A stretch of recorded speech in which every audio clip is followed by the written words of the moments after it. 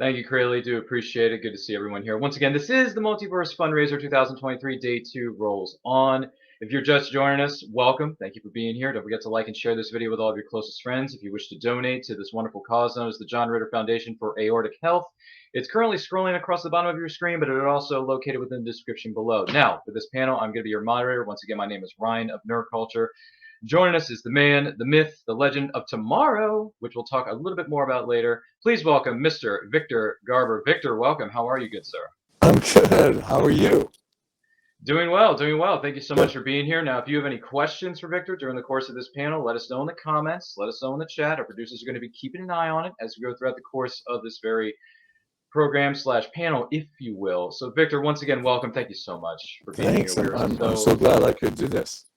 Yeah, we're very thankful that you are here. So the first thing I'd like to ask you is, do you have any special memories of John Ritter that you would like to share with us? You know, it's funny. Well, I was thinking about John, and I cannot remember exactly how we met. You know, my memory is so compromised at this point in my life. But I do. All I remember is he was just the funniest, warmest human being, and I couldn't believe that. I mean, I always hoped he would be that, and he didn't let me down. He was a remarkable guy and did so many great things, and was, you know, arguably one of the most talented comedic actors I've ever met. Absolutely, that is certainly wonderful. Thank you for sharing that with us. I do appreciate it. Now, there's a certain film that turns 25 next month. Just a small little film directed by James Cameron known as Titanic. So I got to ask. 25. Well, that's 25 is inconceivable to me 25 years ago, because I can't believe so much time has gone by. But yes, you're right. Yeah. Yes, it's about to celebrate its 25th anniversary. So what was your favorite scene to film on that movie? Well, that's an impossible question. My favorite scene, there wasn't a favorite scene. It was a nightmare doing that movie. It was every day. It was just like hours and hours, all night, working day and night. But I have to say, when I say a nightmare, I mean it was just everybody was working so hard, but my general experience was working with the people I worked with. Everybody on the set, including James, everybody was wonderful to work with. Leo and Kate, who I don't think I'd met either of them at that point. They were so welcoming and so kind. I was one of the last people to be cast in that movie, so I got there as they were. When I first met James Cameron, he was in a pool of water, and came over to me. He sort of waved at me, and I hadn't met him. He'd seen the tape I'd done, and suddenly he said cut, and then he walked over, standing in this water, and said, "Hey, it's great to meet you, and I'm glad you're here." And that was it.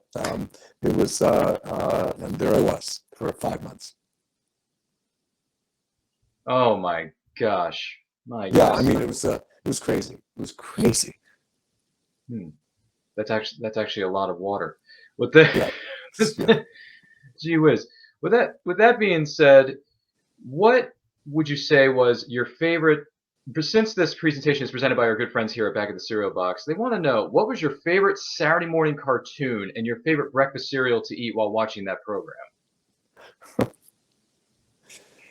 I'll just give you a hint that or a clue. I don't understand favorites. I don't.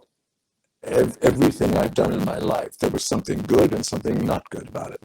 But I do remember I loved the Rocky and Bullwinkle cartoons. That I wasn't a cartoon person. I never really watched many, but I loved that cartoon. And my favorite breakfast cereal. I grew up in Canada, and we had something called Shreddies. That's what shredded wheat, little packets, little small chunks.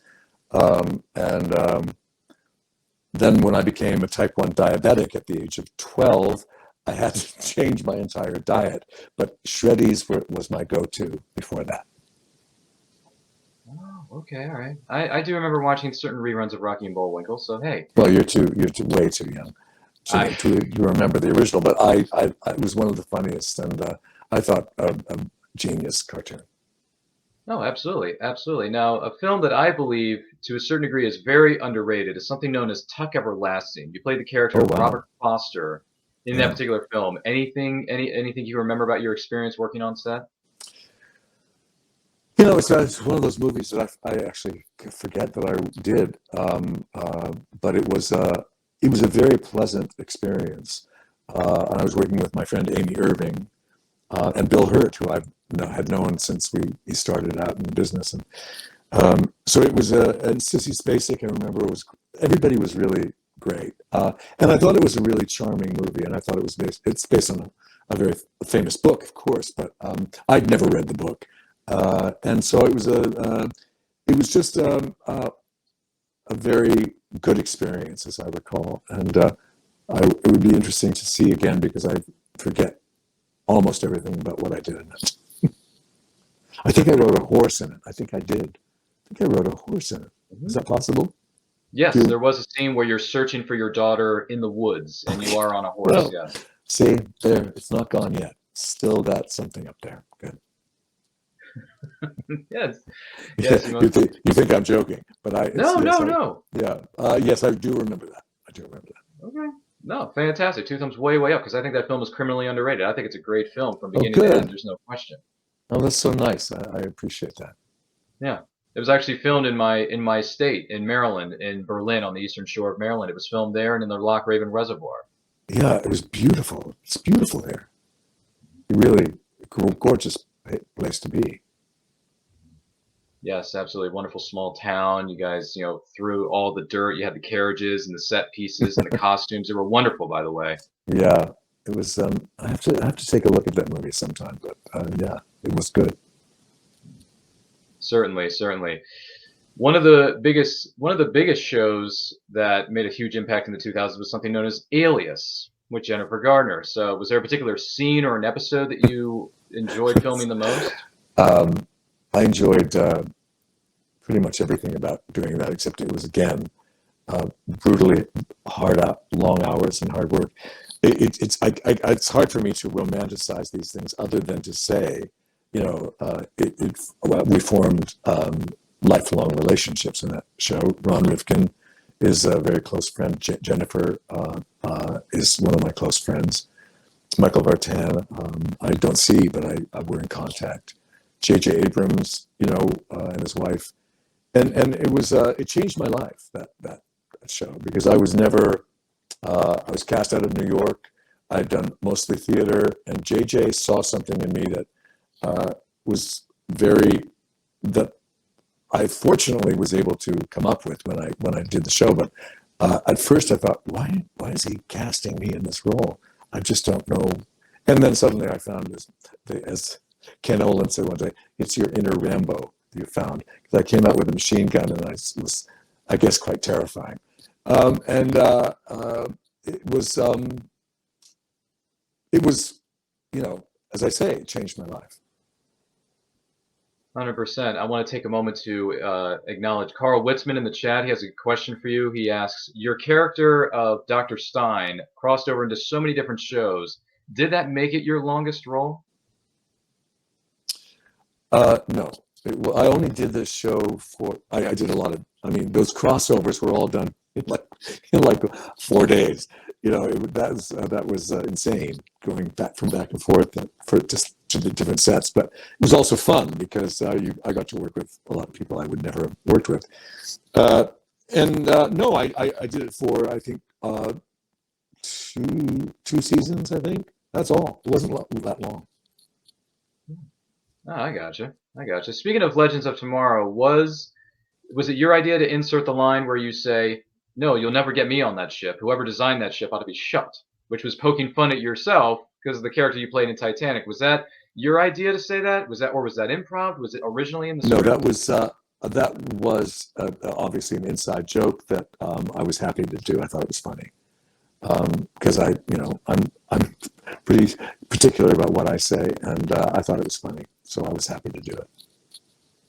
Gotcha, gotcha. Zach Pencil chimes in. He says, "Victor, I love the Orville. It's just so Oh, funny and smart and truly some great television. Any great behind the scenes moments or stories, or even perhaps even dreams for Admiral Halsey in a hopeful next season?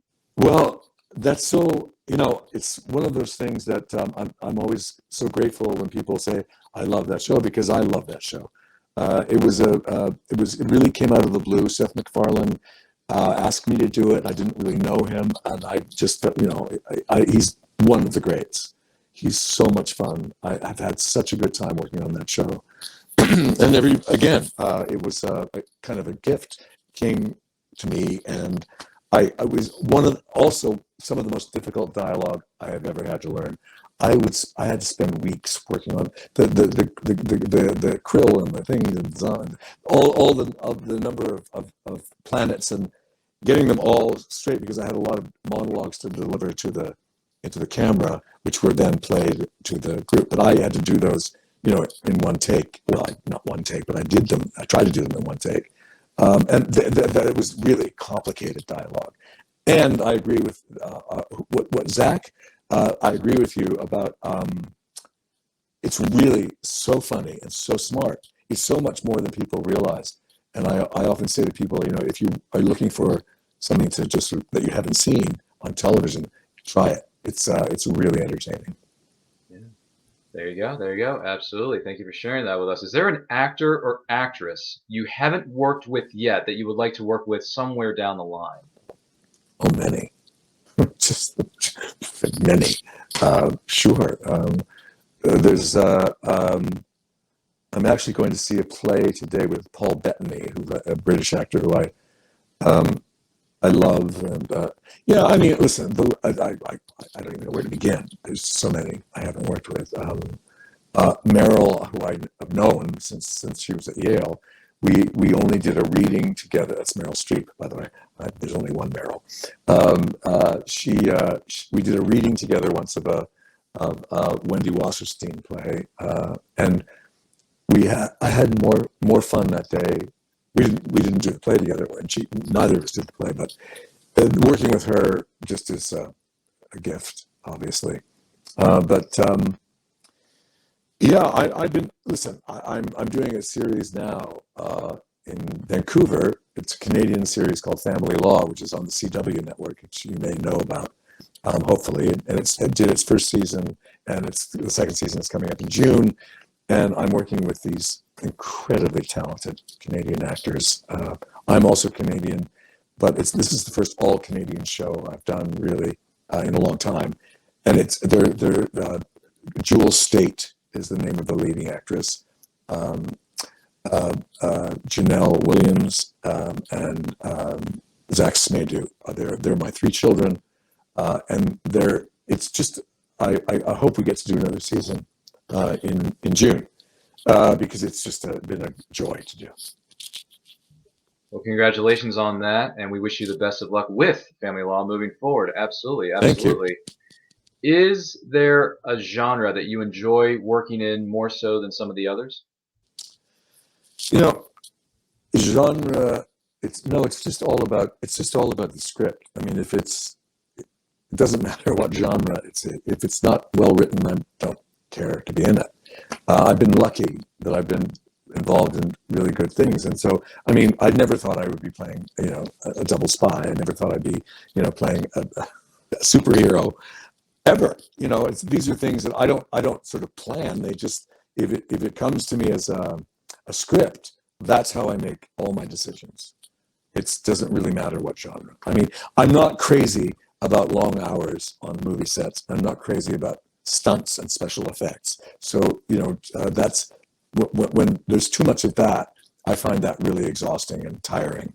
But Martin Stein was a great character. It was a show that I had came onto because of Greg Berlanti, and who I had done a show called Eli Stone with many years ago, which really was one of my favorite shows ever. It ran 2 half seasons, but that was a glorious experience, and that was actually one of the first musical series. And George Michael was starred in the first. It was all about his music on that album, and so I actually got to sing with George Michael. So that was pretty special. But genre is incidental to script. Mm-hmm. Wow, that's a fair point. That's a fair point. Kristen Marie is here in the chat. She says, Victor, since you played both Jesus and the devil, do you hope to play an angel or even God? No, I don't. I feel, it depends on who wrote it. I'll go back to that. No, that was just a coincidence. That's a funny one, and I loved playing both those roles. And Jesus, of course, was the Toronto Godspell, where I'm sure a lot of people know a great many people started out, like Gilda Radner and Martin Short and Eugene Levy and Andrea Martin, Paul Schaefer. It was, and that was again a life-changing thing. So no, I don't have any aspirations to play God.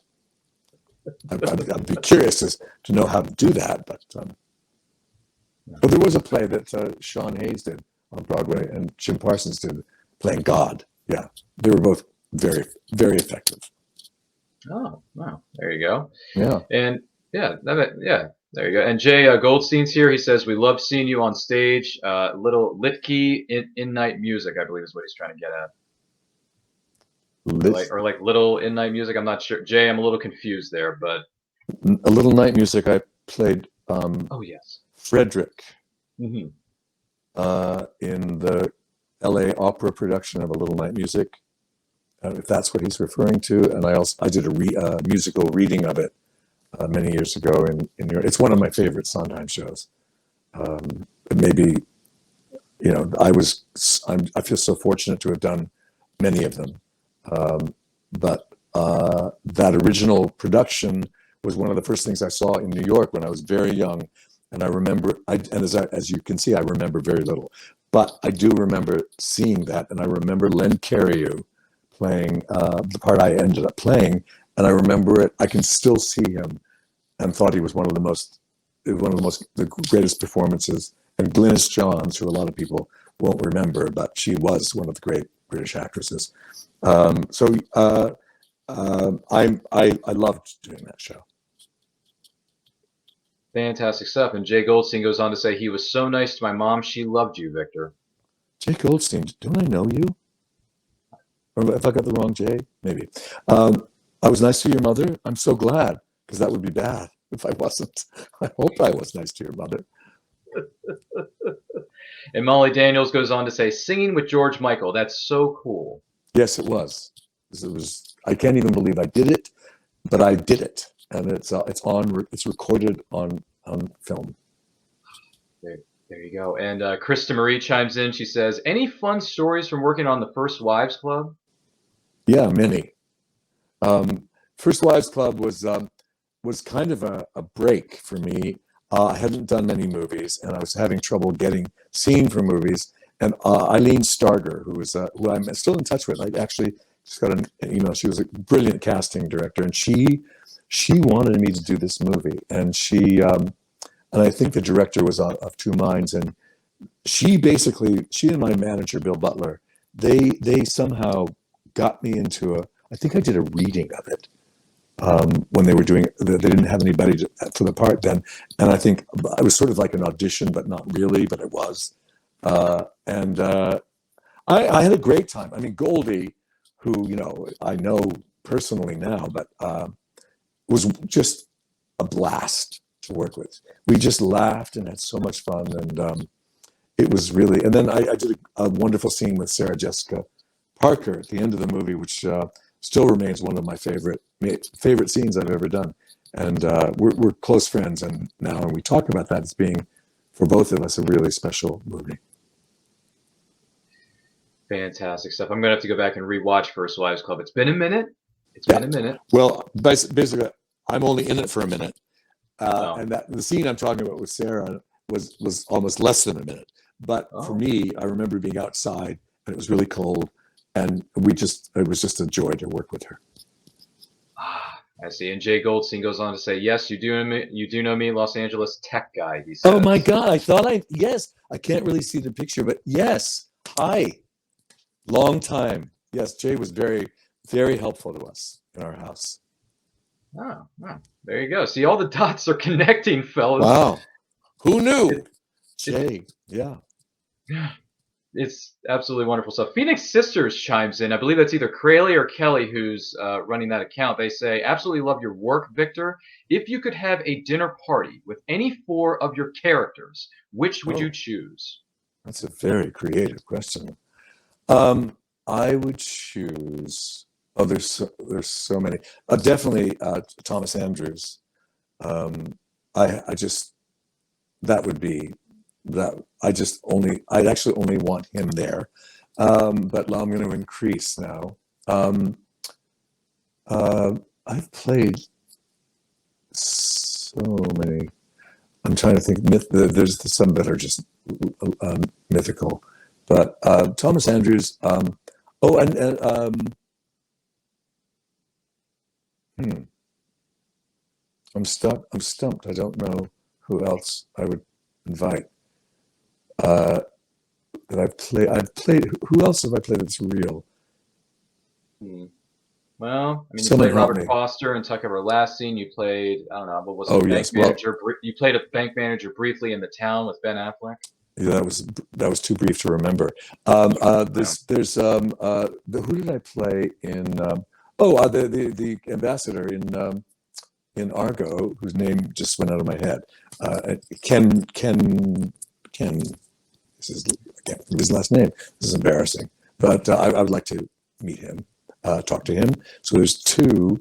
Um, uh, if Jack Bristow lived, that he'd be quite interesting to Jack and my wife, who I would like to meet Irina in person. She was quite something. Yeah. Yes, and Phoenix Sisters actually goes on to say fictional characters are allowed if you wanted to switch things up within the dinner party parameters. Yes, well, thank you. It would have to be because, I've come up with four, but There you go. I'm sure I'm missing many. But I just honestly, when I have to read my bio sometimes to remember what I've done, and then I think, oh, I forgot I was in that. Because it's just that I'm so old, and I haven't stopped doing this. So I'm very grateful, but I just forget often what I've done. No, yeah, understandable, understandable. Now Well, there was a show that you were on that only lasted a very short period of time, and this is one of the shows that I think, to a certain degree, was underrated. It was called Justice. It was a legal drama that wow, you wow, teamed up you are on. good. So yeah, well, Yes, I liked it a lot. it So was a what would good you have? show. I agree with you, and it should have had, it just wasn't quite good enough. It was almost there, but it just didn't quite work. Just the writing wasn't quite there. But I loved doing that show, and I thought that was going to have a run. It was yeah, again, I forgot about that one, but that was really interesting show. And Mhm. Yeah. they showed you the ending at the beginning, which was very brave and bold and different. And yeah, I loved doing that. Yeah, I thought it was fantastic. The question I was going to ask you was, what would you have liked to have happened with your specific character, Ron Trott, on Justice, if you had a little bit of, if you had creative control? I would have liked to have done it longer. I would have liked to have explored that guy because he was really wow. Certainly forgot the name. I'd like him to come to dinner though. Thank you, Ron Trott. Get him. Yes, Invite him, yes. please. All right, all right, all right. You're quite welcome. I'm more than happy to provide a little bit of fun facts here for you. Carl Witzman is here with us today. Carl Witzman says you've got an impressive list of roles. It's no wonder it's hard to recall certain things. Thank you, Carl. Thank you for your support because I feel quite. I'm sort of embarrassed by it, but thank you. But what's your question? Oh, he Oh, was just that was commenting. it. He didn't have a question, but Krista Marie has something to say about this. Krista Marie Okay. says the scene in Sleepless in Seattle where you're pretending Ah, to cry over the Dirty Dozen is still a classic in her mind. well, I'm so thrilled to have been in that movie and to have done that scene And I can honestly tell you, it was one of the best experiences I've ever had. And it's all, that scene is all due to Tom Hanks. Tom Hanks, who is, arguably one of the greatest actors in our time, is also one of the funniest people. And I knew him and Rita peripherally, but I think I'd worked with Rita once. I don't know if it was before or after, but I'd never worked with Tom. But we knew each other, and so it was completely relaxed. And Nora Ephron, one of the great writers and directors of our time, who is sorely missed. She just let us go. Tom started talking about the Dirty Dozen, and I had never seen the Dirty Dozen. I'm admitting this now in public for the first time. I just picked up on what he was saying and did an improv with him, and then we started crying, and that scene is still that's one of the most talked about scenes I've ever done in my life. And it was completely came out of the scene. It wasn't, but it was Tom sort of veered off, and I can't remember because it's been years since I've seen it, but somehow, and I just picked up with him because I it was very easy and fun, and we just had a ball doing that, and there it was. She kept it in. That is just a fantastic story, and thank you for sharing that with us. I want to take this opportunity to remind you that you are watching the Multiverse Fundraiser here on day 2 of 2023, benefiting the John Ritter Foundation for Aortic Health. If you wish to make a donation, links are located within the description below. It's also scrolling across the bottom of your screen. We are here doing this panel. I am Ryan of Nerd Culture. I'm here with the incredible Victor Garber. If you have any questions for Victor, please let us know in the comments. Please let us know in the chat. Our producer is going to be keeping an eye on it, I should say, as we go throughout the course of this show. And Hollis Thompson wants to chime in for a moment. She says, thank you for your work on Godspell. I can't tell you how much that means to Christians like my wife and who I work with in the arts. Oh, I'm so glad. I'm so glad. Yeah, Godspell, again, was I'm very fortunate that I got to play the role in the movie, because a lot of people have been moved and touched by that movie, and I'm very proud of it and very proud to have been a part of it. And I think it's, I was born in a Jewish family, and I remember thinking, well, everything I'm saying as this character is what I believe, and so I'm not religious in that sense, but I do feel connected to the teachings of one of the great leaders.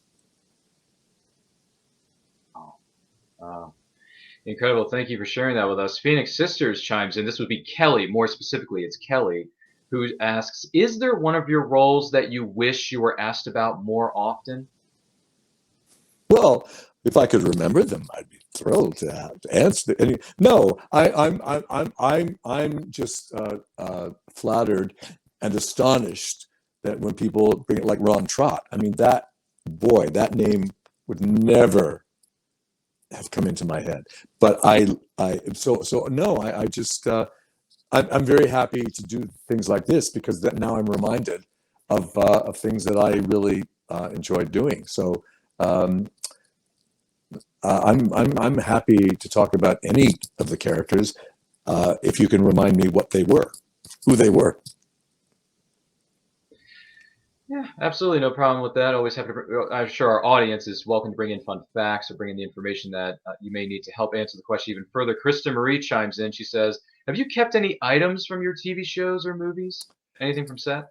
I actually haven't much. Not very much. I've donated a lot of things that I've received over the years to Broadway Cares Equity Fights AIDS, which would be a cause that I would, ask anybody to support the community. It's not just actors; it's people, crew, it's ushers, it's the bartenders, it's people who work in the theater, and of course, COVID was devastating for so many people, and so I donated to Broadway Cares, because what I realized is that everything was in boxes, and I don't have any place to put them or things. Nor do I feel, I do have a picture of Kate Winslet that Annie Leibovitz took above me, which I keep forgetting I have, but it's a beautiful.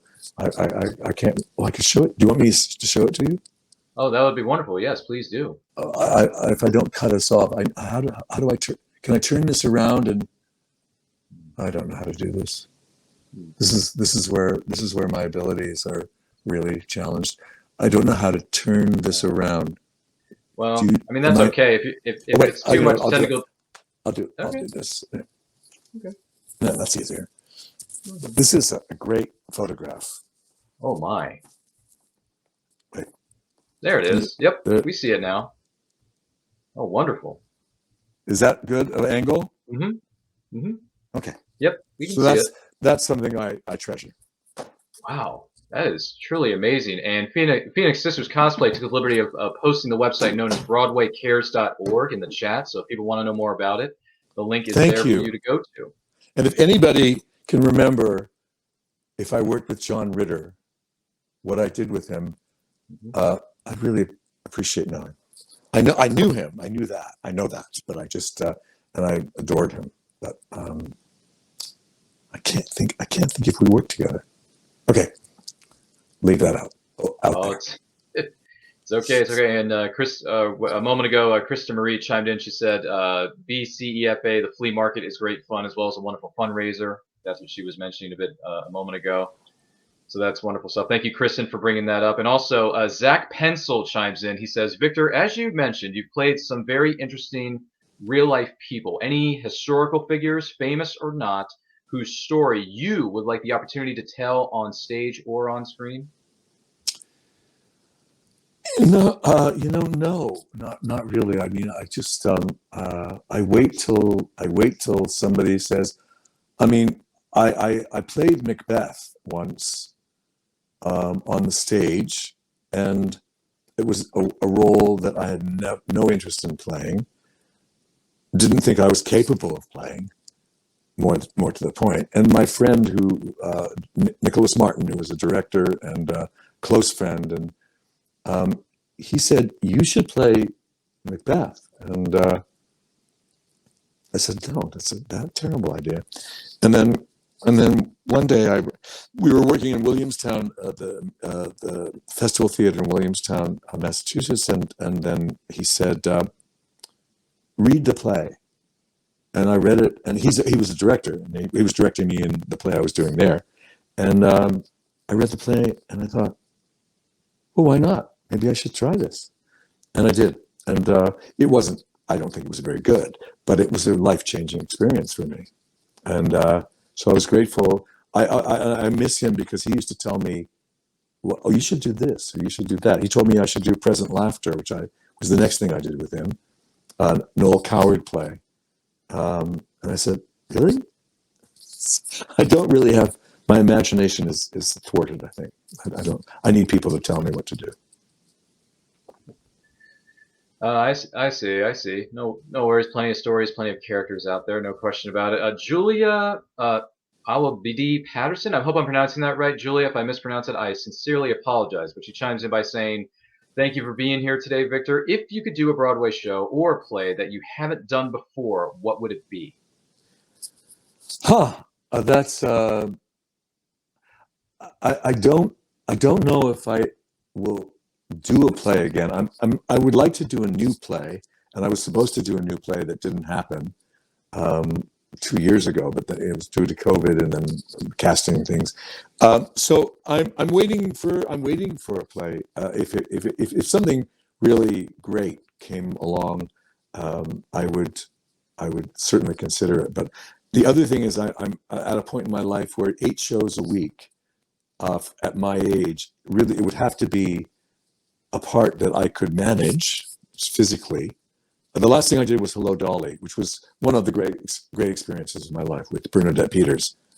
That was one of my favorite things ever.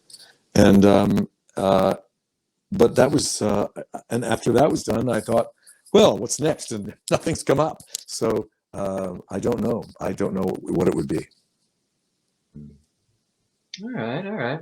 Anything's possible. Anything can happen. Would you say what? Oh, Jay Goldstein chimes in. He says, "Noises Off" with Caribou Net. Was John Ritter in that specifically? Oh, Wow. yes, he was, but I wasn't in it. Ah, I was in the Broadway production, but I think John was. I think John played my part. oh, I think that you could have come up with. That's a good. I think that. Yes, I think John played Gary, and I did it originally on Broadway. Yeah. oh, oh. There you go. And Krista Marie chimes in by saying John and Victor appeared in All About Eve benefit for the Actors Fund, which is now Entertainment Community Fund at the Amundsen Theater. Bless you. Yes, and as I just before you said that, I thought when I thought of Noises Off, I thought there was something on a stage and it was a reading, and that was it. Yes, All About Eve. It was a great experience with some incredible people. There was the cast was really impressive. Carl Reiner was in it. Callista Flockhart was in it. Oh my gosh, it's great.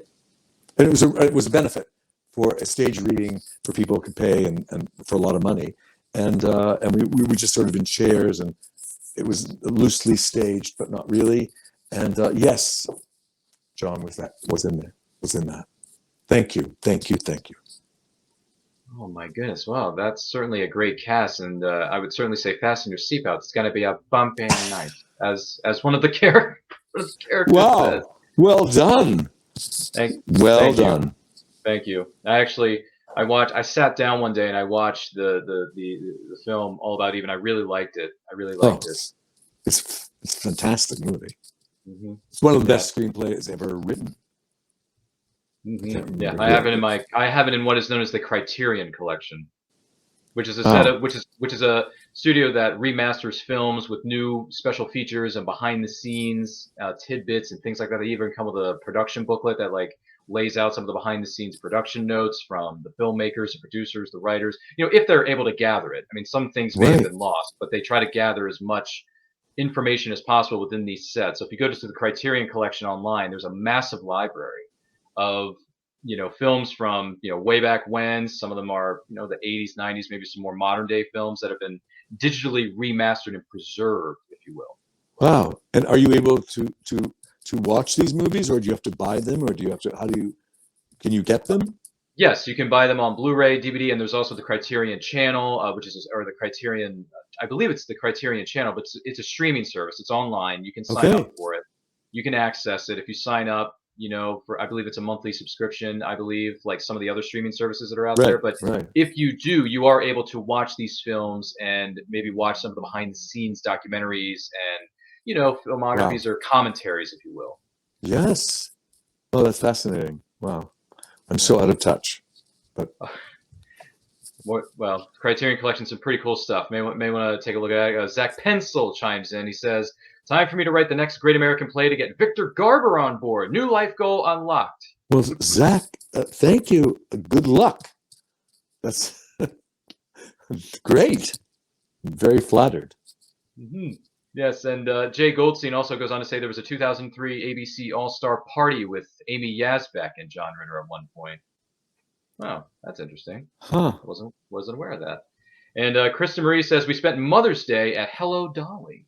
Wow, that was. I'm so happy that you did, because I was very proud to be a part of that. Yes, and Phoenix Sisters Cosplay asks, "You always manage to tap into the complexity of your characters. How do you prepare for your roles?" Well, that's, I guess because the whole thing about acting, if I wasn't an actor, I probably would have been a therapist, because I'm so curious as to understand why people do the things they do. That's why I like playing people who aren't particularly nice, because everybody has a story, and so I just I find the part of myself that understands that. I do have compassion for people who do evil things. I don't condone it, but I just have compassion for anybody whose life has brought them to a point where they do something heinous. So I'm always looking for roles that allow me to at least delve into an aspect of that in the person's psyche. That is certainly fascinating stuff, and we appreciate you sharing that with us 100%. Is outside of the things you've done in TV and film and the stage, of course, do you have a favorite band or singer? Oh gosh, I'm an old folkie. You know, my roots, Neil Young and Judy Collins and Joni Mitchell, all the old folky people. And now I'm just Reiner, my partner, is a music fanatic, and so he puts on a playlist, and I have no idea. I love everything it's playing. So I don't even know who's playing, except he tells me there's many groups that I really admire. But those are my folk days still influence me, and I just James Taylor, I can put on a James Taylor album from any time, and it always brings tears to my eyes. And Joni Mitchell had a huge influence on me, because I used to be a songwriter and sing. When I sing and write songs, and you'll never hear them, but they weren't bad. I can tell you, I'm very, very critical of myself, but I did that for many years as a singer when I was young. And that was my influence. Oh, my goodness gracious, I was not aware of that. Well, why would you be? I was in a singing group, and we were on the Ed Sullivan Show. It was called The Sugar Shop, and I think you can still. We didn't do an original song, but we recorded an album on Capitol Records. I was like 20-ish, 21, maybe 20, 19, 20. And we were toured all over the country. Oh, that is certainly incredible. Jay Goldstein says we would love an album of Victor's songs. Yeah, well, I'm afraid that won't happen. Although I'm vocalizing a lot, because I have to sing for something, and I'm just trying to get my voice back, and it's I see. And Molly Daniel says, I enjoy James Taylor. I would hope so. Me too. Yeah. What would you say is what is the funniest thing that either happened to you or one of your castmates on set, whether it was in front of the camera or behind the camera? This is the funniest thing. Your favorite thing is the same thing. However, I do remember this, and it's actually on a reel, and I think you can get it on YouTube. Is Jennifer Garner and I in an elevator shooting a scene from Alias, and not being able to stop laughing. I know people have said, "Oh, I saw that," but I don't know how you get it. But that was the day that we were sent to our trailers, as like we had to get ourselves together. We were literally sent to our trailers because we couldn't stop laughing. And then we had so Jennifer is like, it's like there are certain people that I actually worked with her on this new series that's coming out that she did, and we were very careful about how about keeping that out, because we just tend to do that, tend to laugh. If we did a scene where I was walking towards her from a distance, she said, I can't watch you walk towards me. There's no rational explanation for it. So we would say to the director, can we just start the scene like starting, or if you're walking, I said, just turn your head and then turn as I'm approaching. I mean, it was crazy. So that was bad behavior. Oh my goodness. And Phoenix Sisters, Kelly says, put in timeout for laughing too much. Yeah. Unbelievable. And then Kristen Marie says, what was it like working on Assassins with Stephen Sondheim? Wow. That's so crazy. I literally had lunch yesterday with John Weidman, who wrote the book for Assassins. And we talked about it. It was, I've done three actually original Sondheims. That was after Sweeney Todd, which was the first one and life-changing for me. But working with Sondheim was, I'd say, one of the greatest thrills of my life. Knowing him, being, in his world, in his orbit, he appreciated me on a level that I still find baffling. But it was, again, that's why when people say favorites, well, that was certainly a favorite among many favorites. I've had a blessed life. I don't know how else to explain it. I've worked with some of my idols, and but he was one of the greats, and hilarious and sweet and devastatingly smart.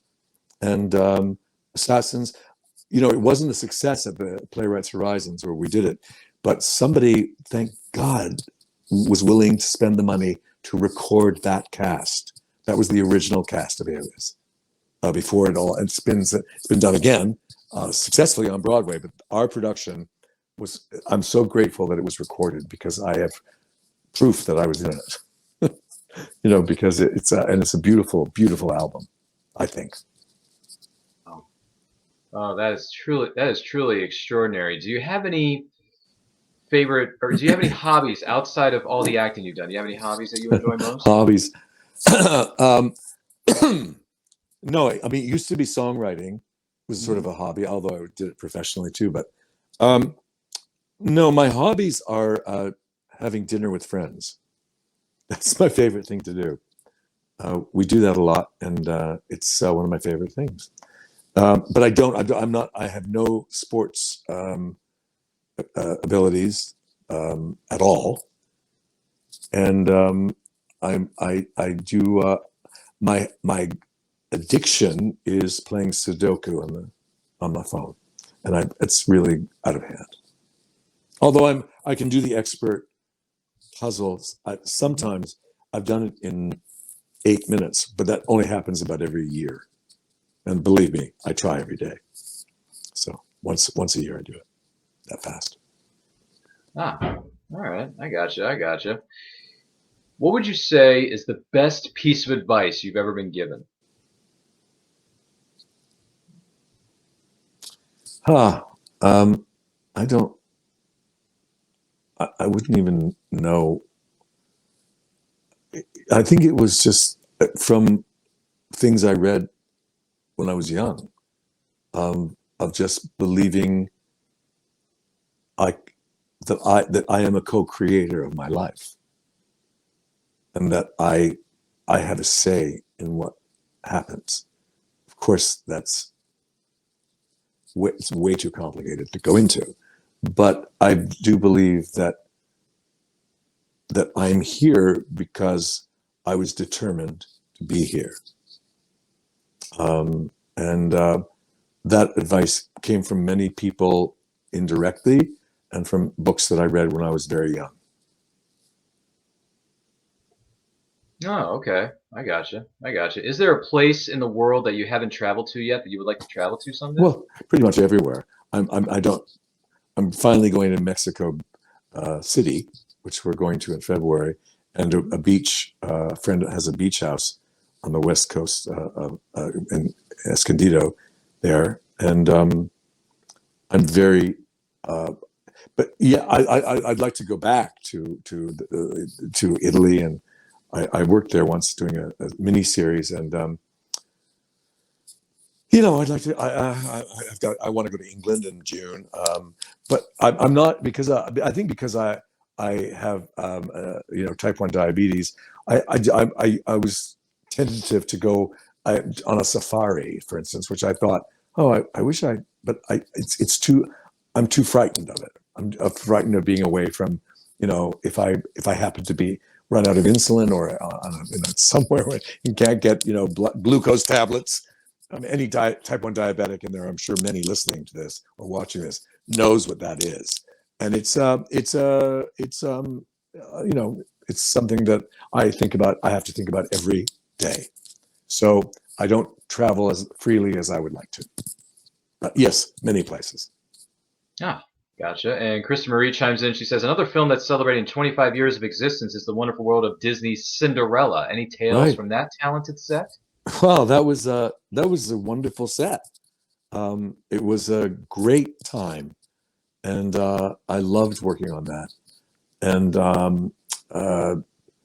yeah, it was. I feel so blessed that again that I was in. I did Cinderella and then I did Annie the following year or 2 years later, and both those shows were seminal for me. And I mean, Cinderella, I didn't really have much to do, but I was the king, and and Whoopi Goldberg was my queen, and so that was a bond that has never been broken. And we did a panel a while back for this anniversary, and I saw Jason and Brandy and but Bernadette wasn't on the panel that day, but Bernadette was in that, and it was such a joy. It's such a great musical, and I never got to work with Whitney, which I was very sad about, but it was a wonderful experience. Incredible stuff. Incredible stuff. And Krista Marie also brings up in Music Man as well. Yes, and Music Man. That was what should I say?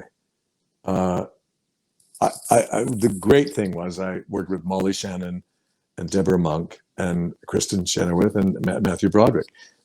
I don't think we stopped laughing the whole time. It was just hilarious. And I don't know if it was any good, but it was sure fun to do.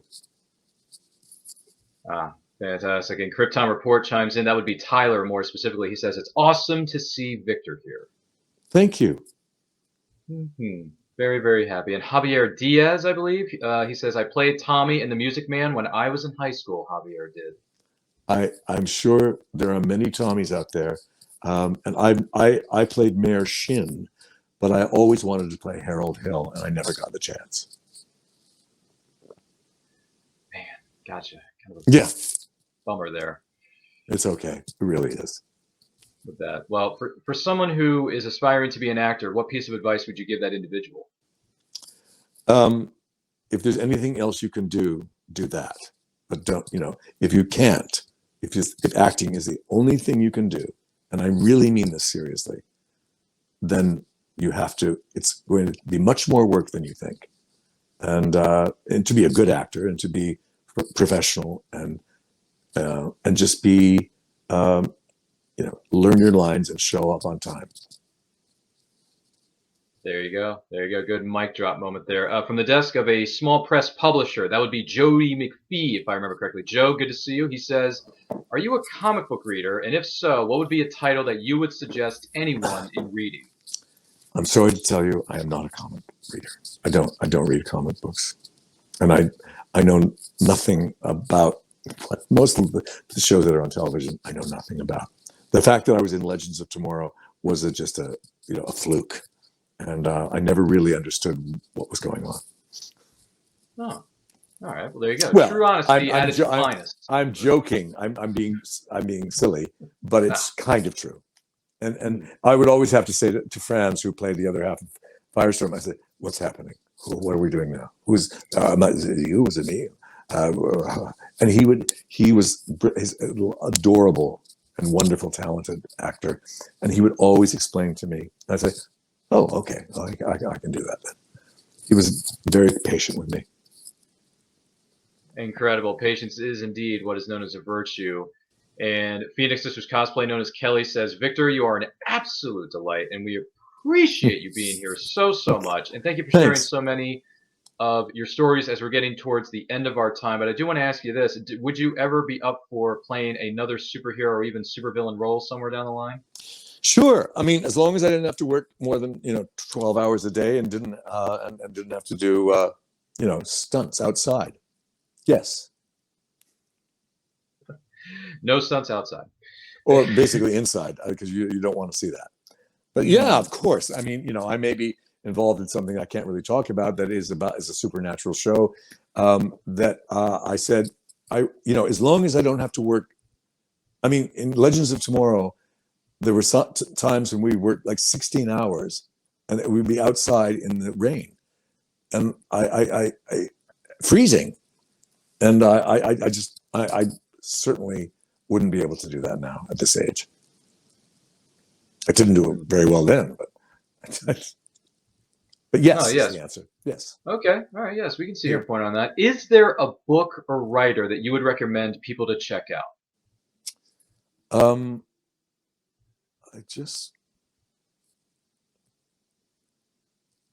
did I just read? I just finished something. I can't. I can never remember what I read or who wrote it. But there's a book that is it Michael Pollan who wrote How to Change Your Mind. It's a book about his work with microdosing and how it's helped a lot of people with schizophrenia. And it's also a TV series, and I recommend both. It's fascinating. I mean, anybody who's going through trauma or addiction or anything like that, I highly recommend that.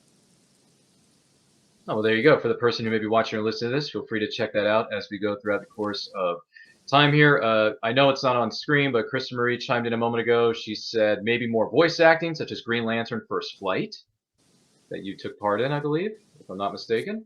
I don't remember. Not sure. I think that was a cartoon, wasn't it? Mm-hmm. Mm-hmm. Yeah. Yeah, it was. Yeah, I barely remember that, but no. Sure. I'll do a cartoon. You just stand in front of a microphone. It's great. Yeah, there you go. And Willow Schuyler, who lives up in Canada, real quick, I want to get to this. Shall we start a petition to get Victor to play the iconic character known as Magneto from Marvel's X-Men? No, I wouldn't. No. Okay. All right. There you go. Emphatically. And Joe asked, would you be interested in doing more work within the animated voice acting when it comes to the superhero supernatural genre? Sure. Oh, yeah. I mean, sure. Yeah. And by the way, I don't know who Magneto is, but if they want me, I'll do it. No, I can't. Yes, I'm open to anything. I just wait till someone says, "Do you want to do this?" And I say, "Okay, that sounds okay to me." So I don't have hard and fast rules about what I can and can't do. There you go. Rock on. Well, we want to take this opportunity to say thank you to Victor Garber for joining us as a part of the Multiverse FunRaiser 2023, benefiting the John Ritter Foundation for Aortic Health. Victor, thank you so much for spending time with us on this program. Thank you so much. Where can the person watching or listening to this follow you on social media to keep up with your projects? I actually I have a Instagram, but I don't really post anything. But it's the real Victor Garber. And this, you'll see a picture of me doing something at some point, but I don't post much, but other people seem to post things and tell of what I'm doing. Jewel State, who is on Family Law, she has an active social media thing, and she just tells everybody what we're doing. Fantastic. Well, thank you so much for sharing that and being here with us. Victor Garber, thank you so much. Once again, my name is Ryan of Nerd Culture. Follow me on Facebook and Instagram at It's Nerd Culture. That is going to do it for this Q&A with the man, the myth, the legend of tomorrow, known as... Wow, nice. Yeah, I know. I'm getting good at this. Known as Victor Garber. Thank you so much for being here. You are good at this, and thank you for being so kind. Really appreciate it. You are quite welcome, kind sir. We look forward to talking with you again in the future. In the meantime, don't forget to like, share, comment, subscribe, smash that notification bell so you get notified when the videos go up. I'm going to turn things over to our producers and the moderator for the next panel. But before I do that, once again, thank you all for being here. Feel free to make a donation in the links that are located within the description below, or it is currently scrolling across the bottom of your screen. Once again, my name is Ryan of Nerd Culture. Beyondtype1.org. Beyondtype1.org is my charity that I want to make people aware of. There you go. Thank you for sharing that with us. We'll be sure to put information about that on Thanks. our social medias for people to check out. Victor, once again, thank you. Oh, and in case I don't see you, good afternoon, good evening, and good night. Manamana. Thanks. Our charity partner for this year's Multiverse fundraiser is the John Ritter Foundation for Aortic Health. They exist to spread awareness of aortic health and prevent unnecessary suffering through genetic research, widespread education, and radical advocacy. Simply click on the link at our website, www.themultiversefundraiser.com, that says donate here, and that will take you to our Just Giving link. All donations go directly to the John Ritter Foundation for Aortic Health. As a bonus, every $10 donation that you give enters you into our sweepstakes to win fantastic prizes. All information can be found at our website under giveaway. So thank you for watching and thank you for supporting.